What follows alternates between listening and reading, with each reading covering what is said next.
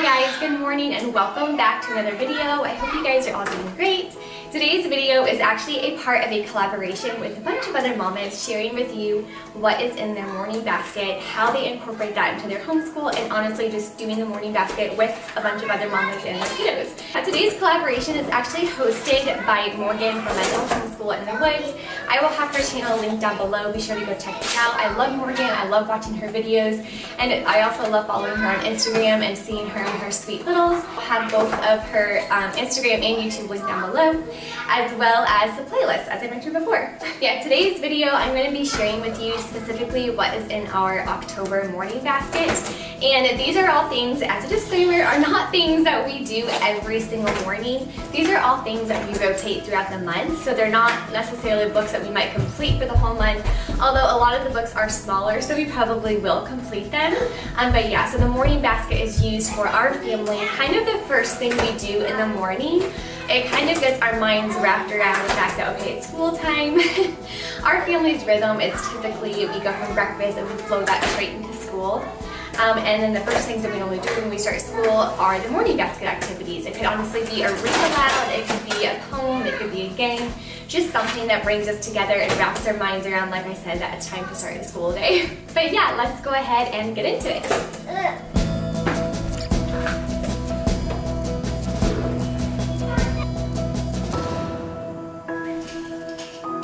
So we got a friend joining us this morning. So the few things that really never leave the cart is probably the Snap It Up card game. It's about putting word families together. I've shared this a lot, so I probably won't go into too many detail with it, but you can put just different consonants with special blends and create different words, and it's a really fun way for the kiddos to do, kind of create words and see how they go together. And I also have, this is actually a newer one to us, but it's the sight word bingo game, and this comes with, I believe, 4 different cards, and yeah, they have all different sight words on them. So we'll lay all 4 of these out on the table and we'll have fun playing those. And we'll just take these and put them on the cards. Yeah. You want to look out the window, see if you can see the chickens? Can you see the chickens? Alright, so the next thing that we have in here is the squirrels game. I don't know if you heard of this, it's actually really fun. But it's winter is rapidly approaching and it's time to hoard all the acorns. Build your storage pile by collecting and matching acorns, but watch out as other players are trying to ambush you. This is actually a really fun game. We've had it for a couple of years now, and it's also a game that I, as an adult, enjoy playing with the kids, so definitely recommend this one, especially if you want some fall-themed games. Next thing I have is the Wonders of Nature book. This is a beautiful, beautiful book. It's not really fall specific. Honestly, a lot of the things I have in here are not fall specific. The illustrations in here are beautiful. I have shared this before on my channel as well, but yeah, it is just really, really pretty. And this is a really short and simple read, so we can easily do this in like 5 to 8 minutes while the kiddos are doing something, and honestly does not even take that long to read, but they love this book, so we put this in the basket for October. And we also have the Please and Thank You book. This book is so cute. We've actually read it a couple of times, but the kids really, really like it. So we've been kind of going over this, and we'll probably finish.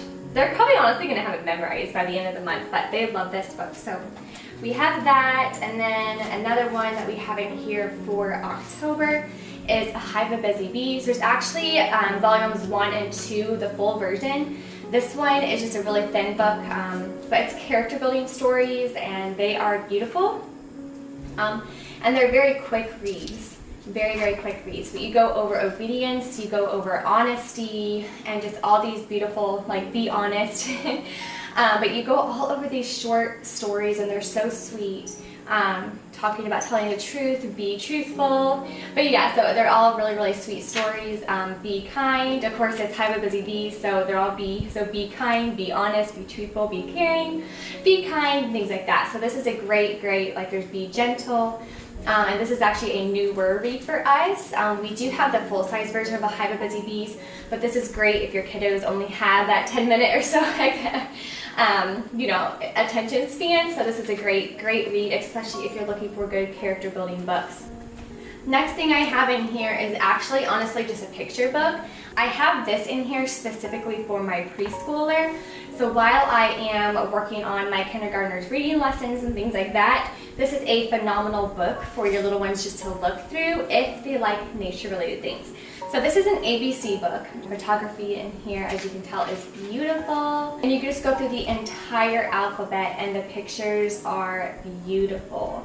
So my little one loves looking at this, especially when we are in the process of, like I said, doing reading or anything like that. She loves getting this out and looking at it. So, but yeah, definitely recommend A Beauty Collected, and the author, I believe, is a Rachel Garayan. I could be saying that wrong, but yeah, I'll see if I can find this and have a link down below. Another favorite of ours is Adventures with Barefoot Critters. We also have Counting with Barefoot Critters. This is such a sweet, sweet book, and we honestly go through it a lot. And there are some fall months in here, but the kiddos, I don't know, they just love the illustrations in here, and so they're always gravitating towards it. So I wanted to put it in the October basket because we haven't actually pulled it out intentionally for a while. It's kind of been hidden in the back of the shelf. We forgot we had it.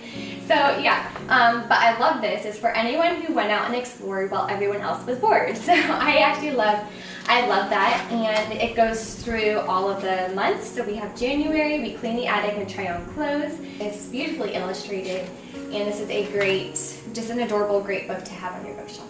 Next thing we have in here for October is the Dance at Grandpa's. We love My First Little House books. The pictures in here are so, so pretty. But yeah, so this one is obviously, it's very cold weather themed. It's about the winter morning and that winter dance at Grandpa's. But we love this series. If you like Little House on the Prairie, you should definitely get these. I will typically either pick out the Scissor Skills book, or I will do the Paint by Stickers book for my kindergartner when I am working with my preschooler. So this is definitely more of a preschool grade. And I've shared this a lot, so I'm not going to go into it, but they just cut these things out. It's great for preschoolers and really toning in on those fine motor skills. They cut these little critters out. They love these. I have the Ocean one, and I also have the Safari one as well. And then the Paint by Sticker book is for specifically my kindergarten, my preschooler. This is a little bit too advanced for her, but my kindergartner really enjoys it. But you just tear off the little sticker sheet that goes with the bird. And this, if you want a phenomenal way, especially for your kindergartner to still honestly practice those fine detailed, fine motor skills, these books are fantastic. Next thing I have is actually a little printable packet that I got from Homeschool Compass. I've actually shared quite a few things from Homeschool Compass in the past. This is part of their nature walk activities. They have all 4 seasons worth of activities in this pack. But I just printed off the fall part of it. So we have the hike bingo. So we'll probably end up doing this one this weekend. And it's really fun. You just kind of take the nature walk and see what you can find.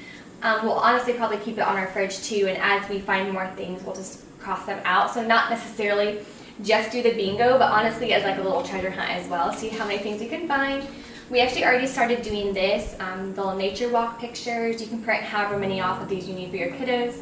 And yeah, you put your name, date, location, what the weather was, the plants and animals that you saw, and then whatever it is that you wanted to draw. So this is a great way to introduce nature journaling for kiddos.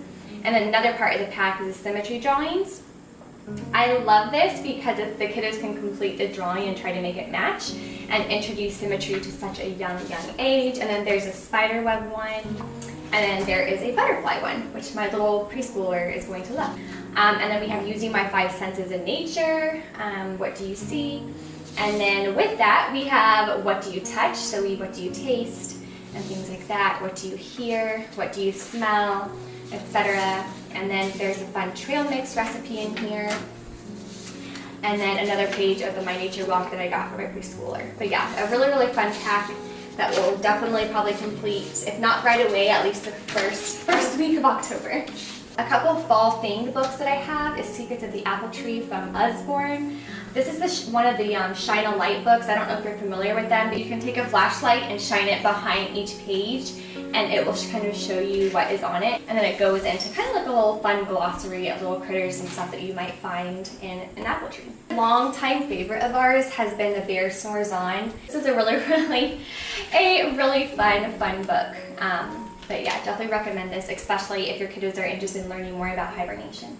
The last thing I was going to share is A Year in Nature. It's a Carousel book of the seasons, and I got this out specifically because it's really fun, first of all, but you go through all the seasons.